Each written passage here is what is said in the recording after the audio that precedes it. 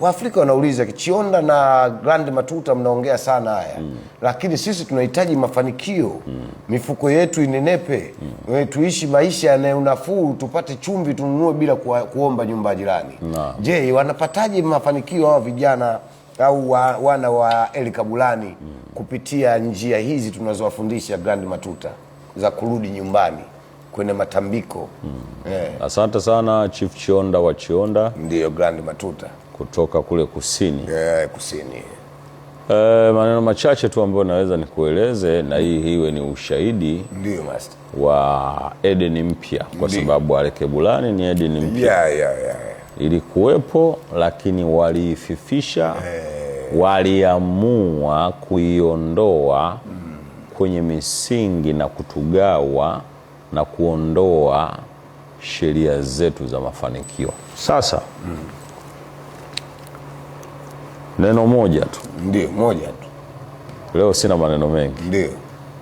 Afrika ya zamani tunaiondoa. Ndio. Ale Kebulani Eden mpya inakuja.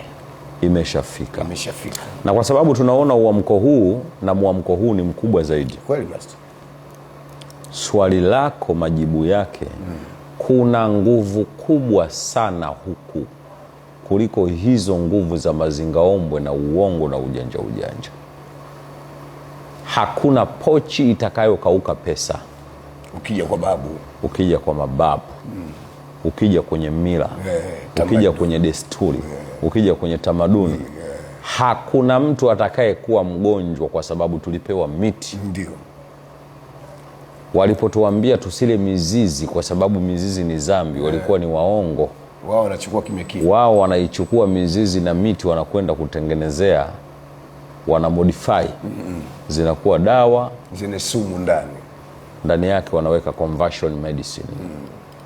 Wanaingiza na sumu, wanakuja kutuua taratibu.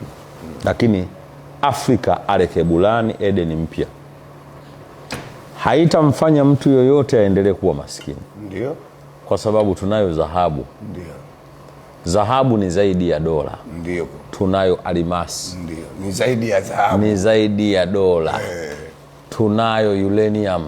Ni zaidi ya kila kitu. Ni zaidi ya kila kitu. Sasa Afrika hii ama Ale Kebulani hii mpya, nani anaweza kuwa maskini? Eden haijawahi kuwa maskini. Ni kweli. Eden haiwezi kuwa maskini. Kwa hiyo neno la mwisho. Ndio master. Kila kitu kipo kwetu. Tutawapatia kanuni, sheria, muongozo wa nini wafanye watu hawa weusi miungu jua hii. Ili wakilima mazao yaonekane.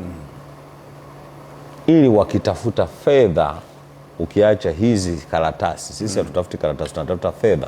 Wakitafuta dhahabu, wakitafuta almasi, wakitafuta uranium, wakitafuta gesi zionekane kwa wakati.